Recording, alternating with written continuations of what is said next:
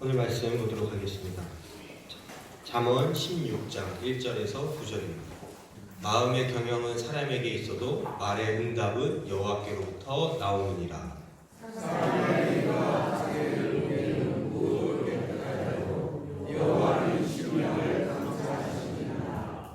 너의 행사를 여호와께 맡기라. 그리하면 내가 경영하는 것이 이루어지리라.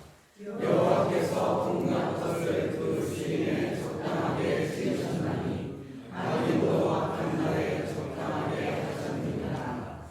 무릇 마음이 교만한 자를 여호와께서 미워하시나니 피차 손을 잡을지라도 벌을 면하지 못하리라. 인자와 죄로 인하여 죄악이 속하게 되고 여호와를 경외함으로 말미암아 악에서 떠나게 되느니라. 사람의 행위가 여호와를 기쁘시게 하면 그 사람의 원수라도 그와 더불어 화목하게 하시느니라.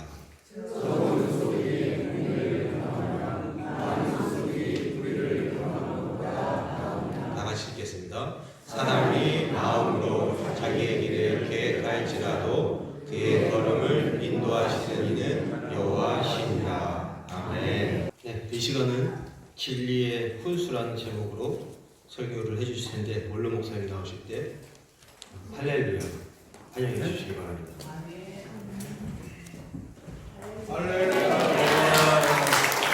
하나님 사랑하시는 큰소리로 아멘. 하나님도 여러분을 이렇게 사랑하십니다. 아멘. 바둑이나 장기를 둘 때 옆에서 지켜보면서 이래라 저래라 하는 것을 훈수를 둔다라고 말합니다. 그런데 훈수는 뺨을 맞아가면서도 하는 것인데 왜 뺨까지 맞아가면서 훈수를 둘까? 왜 그럴까?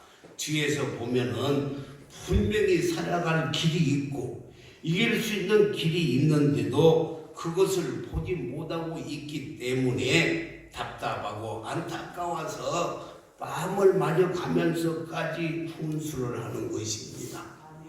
우리 하나님 역시 저와 여러분들이 인생을 살아가는데 잘못된 길을 걸어가고 있다면은 너무나도 안타까워서 훈수를 하여서 올바른 길로 걸어가서 축복받는 삶, 행복한 삶을 살게 해 주시는 것입니다.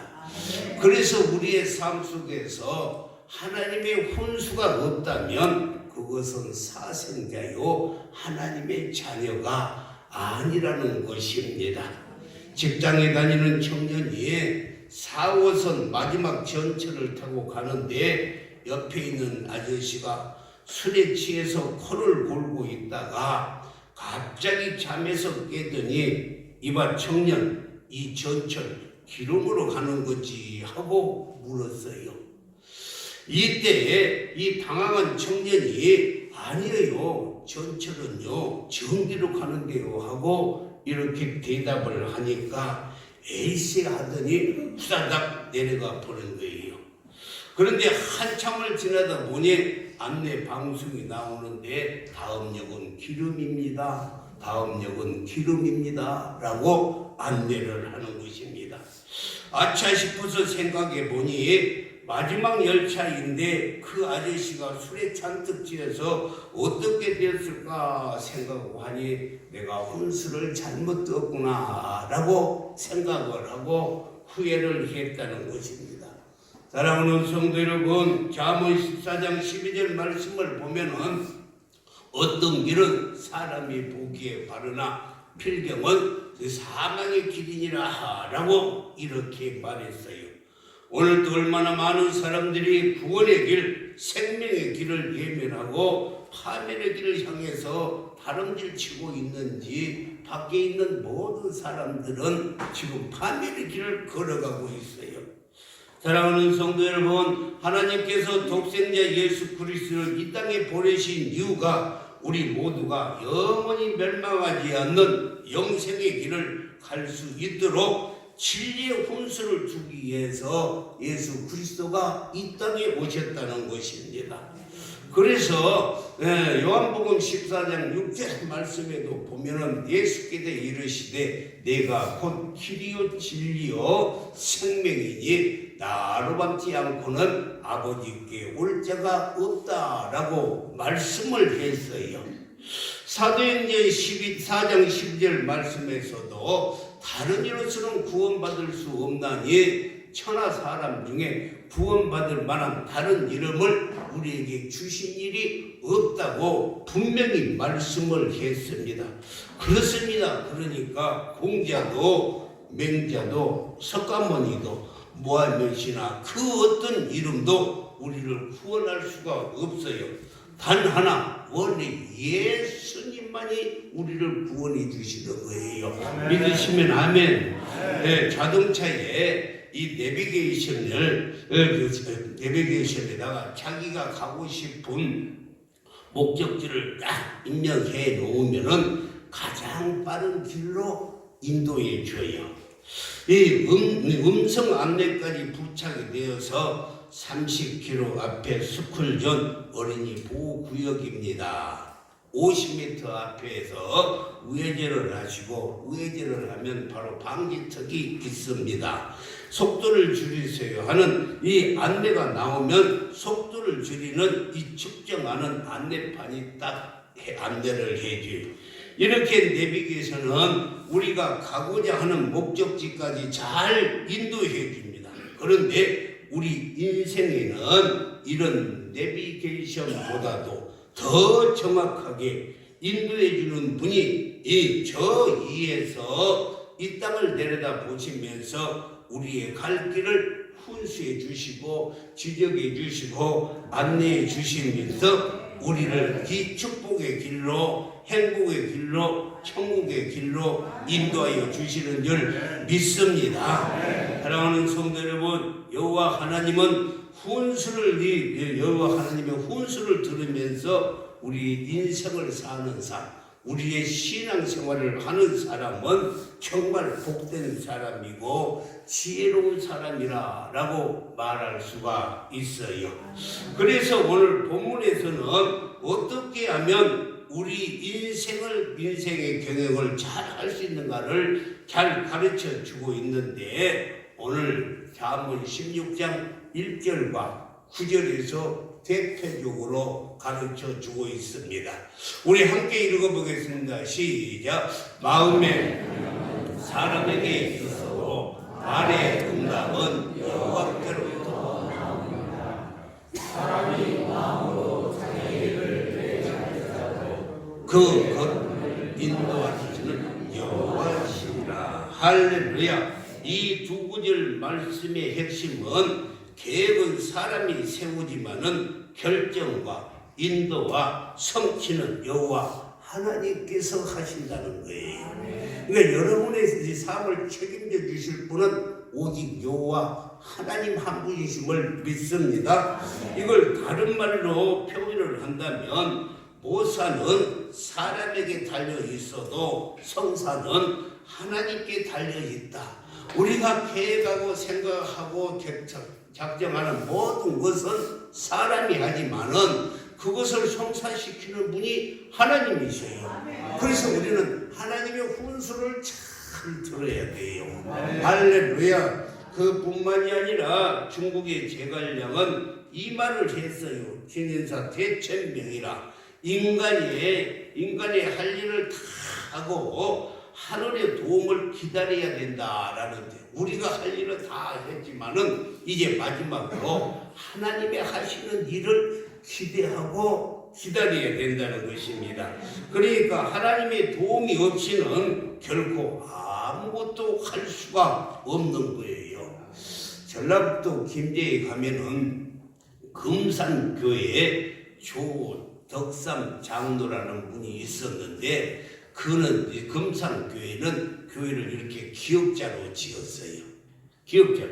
왜 기역자로 지었냐면 그때만 해도 남녀 7세 부동석이라고 해서 남자하고 여자하고 따로 앉아서 저렇게 예배를 드렸어요. 한쪽은 남자들만 앉고 또 한쪽은 여자들만 앉고 드렸어요.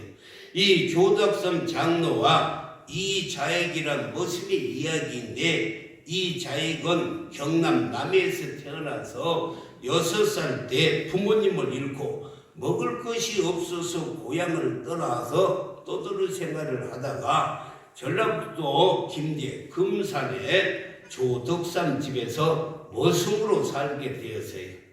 그곳에서 조덕삼의 전도를 받고 교회를 다니게 되었는데, 워낙 이작이라는 사람이 부지런하고 믿음이 좋아서 그 교회에서 처음으로 장로를 뽑는데 조덕삼과 이자익이 장로 투표를 하게 되었어요. 그런데 이 투표를 했는데 이자익 성도는 이자익은 성도의 3분의 2의 찬성을 받아서 장로가 되었는데 조덕삼이는 안 되어버리는 거였어요. 떨어져 버렸어요.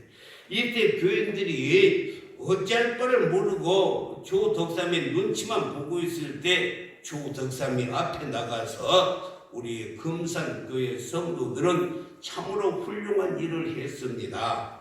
우리 집에서 일하는 이 자액은 나보다 신앙과 믿음이 훨씬 좋습니다. 제가 잘 모시겠습니다 하고 교회에서는 이 자액을 장로님으로 잘 섬기고, 이 자액 역시 집에서는 조덕삼을 주인으로 잘 섬기다가 이 자액의 총명함을 보고 믿음을 보고 조덕삼이 많은 돈을 들여서 이 자액을 저 평양신학교에 입학시켜서, 그리고 졸업을 하고 난 후에 목사가 되니 다시 금산교회로 와가지고 자기의 담임 목사를 세워서 잘 섬기게 된 이야기입니다. 저분이 바로 조덕삼인데 그의 손자가 국회의원 했지요. 조세영이라고.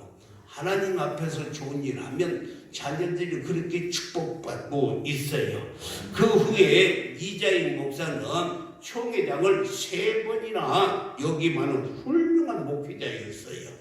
한번 생각해 보세요. 이자익이 남해에서 하동과 순천을 거쳐서 남원으로 그리고 김제 금산 교회를 걸어올 때에 금산에 삼거리가 있는데, 왼쪽으로 가면은 무슨 절이 있냐면 금산사라고 아주 역사가 깊은 절이 있었고, 오른쪽으로 가면은요 금산 교회가 있는데, 만약 그 경에 잘못해서 왼쪽으로 갔다라면 그는 중밖에 더 됐겠어요?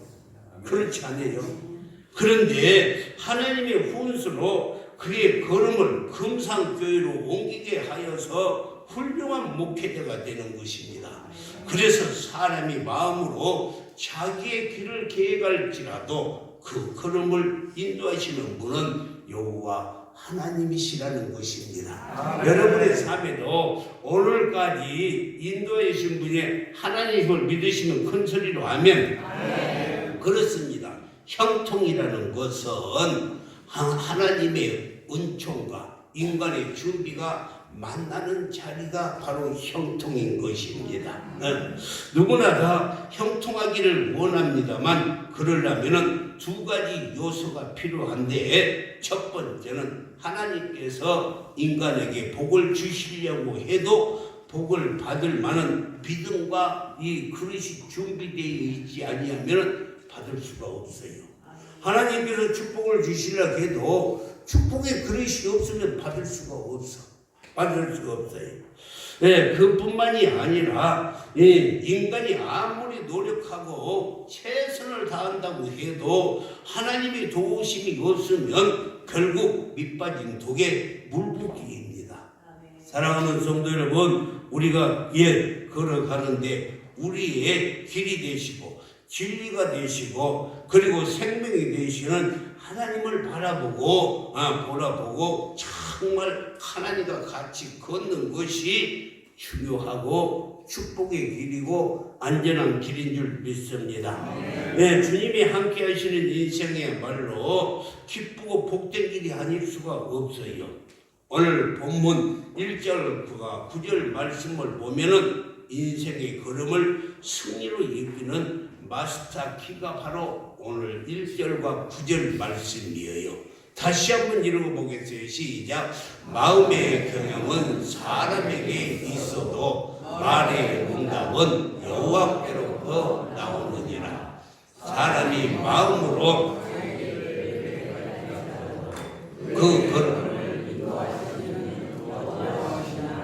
아멘. 그렇게 우리 모두는 하나님을 의지하고 하나님을 따라가고 성령의 인도함을 받아야 될 줄 믿습니다. 그렇다면 구체적으로 누가 하나님의 훈수를 듣고 행복한 길, 승리의 길을 갈 수 있는지 오늘 본문을 보면은 잘 기록이 되어 있어요. 첫 번째는요, 모든 행사를 여호와께 맡기는 사람을 하나님께서 훈수해 주시고 지도해 주시고 인도해 주시는 것입니다. 오늘 3절 말씀에서 잘 나와요. 너희 행사를 여호와께 맡기라. 그러면 하나님께서 좋은 길로 훈수해 주신다는 거예요. 이루게 해 주신다는 것입니다. 할렐루야. 그리고 훈수뿐만이 아니라 우리가 짊어지고 있는 무거운 짐도 그리고 어려운 길도 이 5만 가지 염려도 다 하나님께 맡겨야 돼요. 그래서 성경은 시편 55편 22절에서는 내 짐을 여호와께 맡기라는 거예요. 무거운 짐 나 혼자 쥐고 힘들어하지 말고 여호와께 맡기라는 것입니다. 그뿐만이 아니라 시편 37편 5절에서는 너의 길도 여호와께 맡기라는 거예요. 내가 앞으로 살아가는 길, 앞으로 되어질 모든 것을 하나님께 맡기라는 거예요. 저를 의지하면 그가 이루어 주신다는 것입니다. 그뿐만이 아니라 베드로전서 5장 7절에서는 염려도 다 맡기라는 거예요. 5만 가지의 염려가 있어도 다 맡기라는 거예요. 너희 염려를 다 주께 맡기라. 왜 이는 그가 너희를 돌보심이라. 그러니까 사람들이 아무리 힘쓰고 애써도 하나님을 의지하면 하나님께서 이루어 주시는데 하나님을 멀리하면은 하나님께서 이루어 주지 않아요. 그래서 사람이 계획을 한다 할지라도 아니 되는 것은 시편 127편 1절을 보면은 여호와께서 집을 세우지 아니하시면 세우는 자의 수고가 헛되며 여호와께서 성을 지키지 아니하시면 파수꾼에 깨어 있음이 헛되도다 말씀했어요. 우리나라 6.25 전쟁 때 저 이북의 김일성이가 소련제 탱크를 몰고 와서 3개월 만에 그냥 낙동강까지 진입을 했어요. 그때 메가드 장군이 인천 상륙작전에 이 작전을 세우는데 성공률이 5,000분의 1밖에 안 되었어요. 그때 온 국민들이 부산 해운대 백사장에서 기도함으로써 하나님께서 도와주심으로 인천 상륙작전을 성공시켜서 서울을 탈환하게 되었고 백두산까지 진격했던 것은 하나님이 도우심이었어요. 사람이 계획을 세울 때는 5,000분의 1밖에 성공할 확률이 없었어요.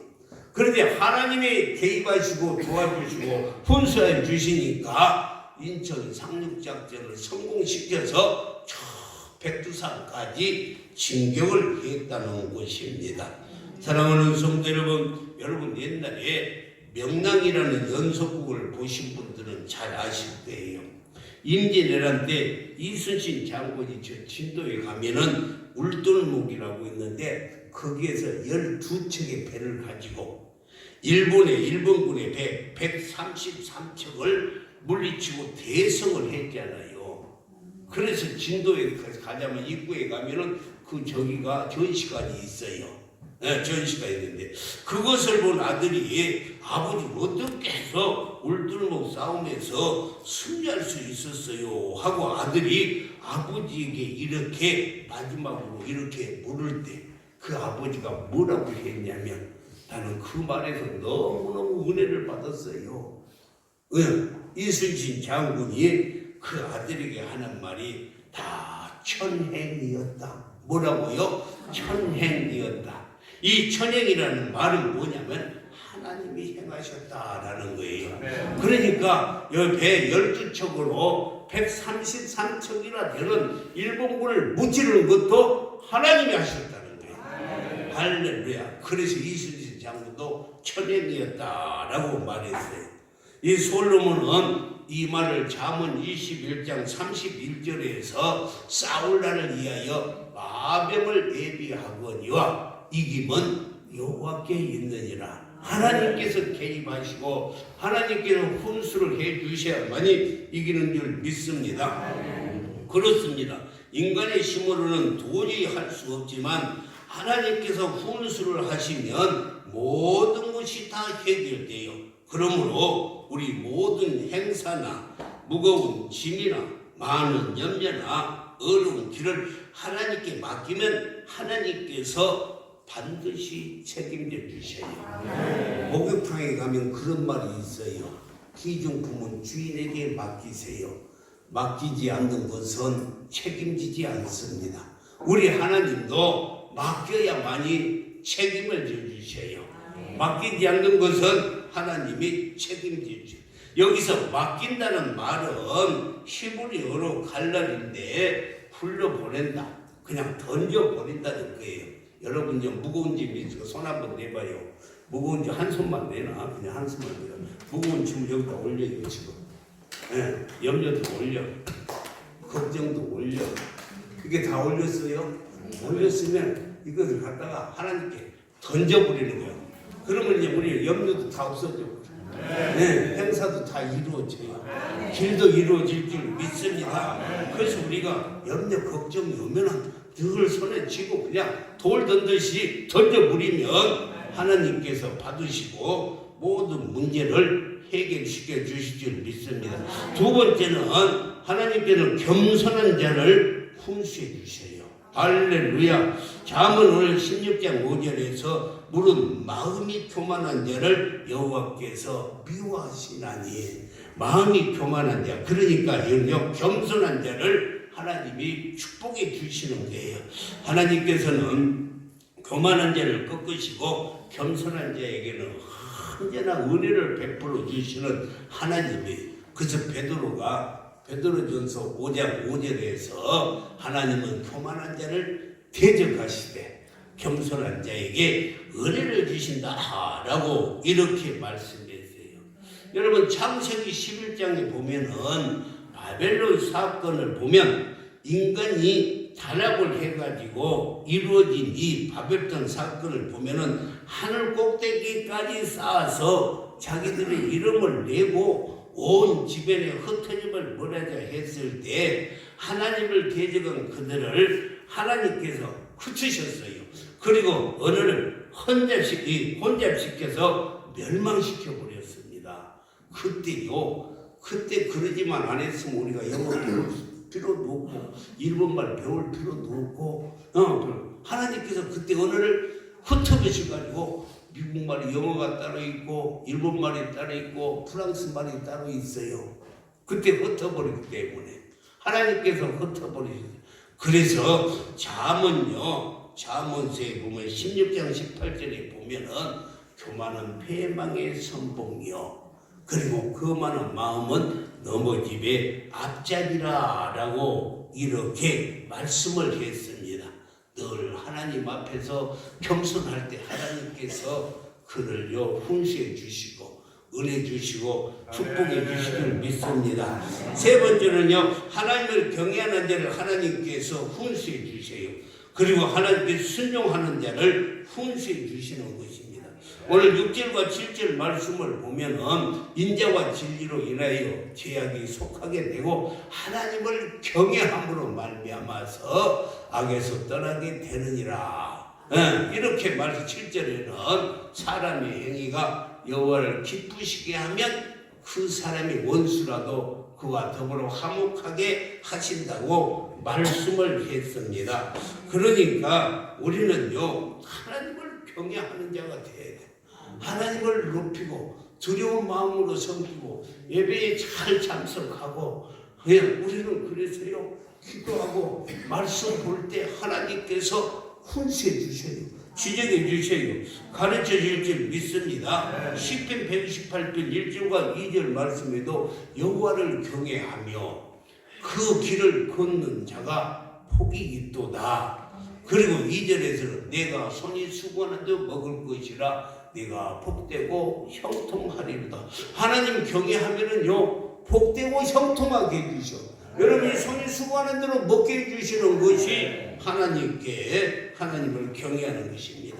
그뿐만이 아니라 하나님은 하나님을 순종하는 자에게 복을 주셔요. 할렐루야. 그래서 우리는 큰 순종이 돼야 돼. 어느 마을에 젊은 청년이 이 변명을 알 수 없는 병에 걸려서 얼굴이 창백해지고 근육살이 다 빠지고 새약이 져서 이 들어 누워서 죽을 날만 기다리고 있는데 어느 날 갑자기 내가 죽을 바에는 하나님 한 번만 보고 죽었으면 싶다 해서 하나님께 기도해. 하나님 한 번만 보고 죽었으면 소원이 없겠습니다 하고 기도를 하고 잤는데 그날 저녁에 하나님께서 신방으로 오셨어요. 밤에. 그래서 깜짝 놀라서 하나님 어떻게 오셨습니까? 그랬지만 하나님께서 내가 내 기도를 듣고 왔다. 이렇게 하나님께서 말했어요. 그래서 내가 죽기 전에 하나님 얼굴만 한 번만 보고 죽었으면 좋겠습니다 했더니만 하나님이 찾아오셔가지고 반가워서 하나님 내가 이렇게 알지도 못한 병에 걸려서 죽어가고 있습니다. 죽어가고 있습니다. 하나님 나를 살려주시면 어떻겠습니까? 그랬더니만 하나님께서 하시는 말씀이 내 집 뒤에 큰 바위가 있지 않느냐. 그러니까 하나님 어떻게 우리 집에 바위가 있는지 아셨어요? 하나님은 귀신도 아닌데 어떻게 하셨어요? 내가 들으면서 봤다. 그러면서 하나님이 뭐라고 말씀하면 네가 정말 살고자 하느냐? 살기를 원하느냐? 예, 살고 싶습니다. 그러면 네 집 뒤에 있는 큰 바위를 날마다 가서 3시간씩 밀으라는 거예요. 3시간씩 큰 바위를 밀으라는 거예요. 그래서 하나님께서 신경에 나타나셔서 이렇게 말씀을 주니까 날마다 가가지고 3시간씩을 밀었어요. 3시간씩을. 그리고 8개월 동안 9개월 동안 3시간 동안 밀었는데 어느 날 이런 생각이 드는 거예요. 내가 바위를 민다고 바위가 물러나겠느냐 움직이겠느냐 이게 말도 아니지. 봐라 내가 3개월 동안 이 바위를 밀었는데 1cm도 밀려하지 않았어. 하나님이 나한테 사기친 거야. 그리고 하나님을 원망하고 잠을 잤는데 하나님께서 그날 꿈에 또 나타나셨어요. 그래가지고 하나님 너는 무엇을 그렇게 원망하고 불평하느냐 그랬더니 하나님 내한테 사기쳤잖아요. 8개월 동안 그냥 마다 3시간씩 밀었어도요 바위가 1cm도 안 밀려갔어요. 그러니까 하나님 뭐라고 말했냐면 내가 언제 너에게 바위를 밀으라고 해요. 바위를 옮기라고 그러느냐. 바위를 밀으라고만 했지 옮기라고 하지 않았다. 그래서 하나님이 하시는 말씀이 나를 정 못 믿겠으면 너 지금 우통을 벗고 거울을 한번 쳐다봐라. 거울을 쳐다보니까 그 창백했던 자기 얼굴이 혈색이 좋아지고 이 근육살이 쪄가지고 몸이 건강해졌다는 것이에요. 여러분 하나님은 뭘 하기 위해서 그를 건강하고 튼튼한 사람으로 만들기 위해서 밀으라고 그랬지 바위를 옮기라고 하지 않는 거예요. 이렇게 하나님의 말씀에 순종하면 하나님께서 건강도 지켜주실 줄 믿습니다. 사랑하는 성도 여러분, 하나님의 진리의 훈수 한마디, 이 한마디가 죽어가는 사람을 살리는 거예요. 그래서 순종이 제사보다 낫다라고 말하는 것인 줄 믿습니다. 마지막으로 하나님은 정직한 사람에게 훈수를 해줘요. 내가 말을 해도 듣지도 않고 거짓말하면 들어줄 필요가 없죠. 오늘 8절 말씀을 보면은 8절 말씀은 적은 소득에 공의를 금하면 많은 소득이 불의를 경함보다 낫느니라 라고 말씀했어요. 그래서 한마디로요, 하나님은요 정직한 사람을 지켜주시고 훈수해 주시고 보호해 주셔요. 그래서 시편 84편 11절에서도 하나님은 정직히 행하는 자에게 좋은 것을 아끼지 아니하신다 라고 말씀을 했어요. 그렇다면 성경적인 정직은 무엇일까? 성경적으로는 무엇을 정직하다? 하나님 시선 앞에서 살고 하나님 말씀 앞에서 살고 성령의 인도함을 받고 사는 사람을 성경적으로는 정직하다라고 말하는 것입니다. 그러므로 우리는 정직하게 사는 성도들이 되기를 주님의 이름으로 축원합니다. 정직해야 하나님이 돌아보세요. 하나님 앞에서 정직하게 살아가는 사람들에게 인생의 걸음을 훈수하여 주시고 바른 길로 인도하여 주실 줄 믿습니다. 어느 목사님이 월요일 날 병원 신방을 가면서 택시를 타고 가는데 병원에 도착하여서 택시비를 5만 원짜리를 이렇게 딱 택시 요금을 줬더니만 거스름돈 계산을 잘못했는지 택시 기사가 더 많이 남겨주는 거예요.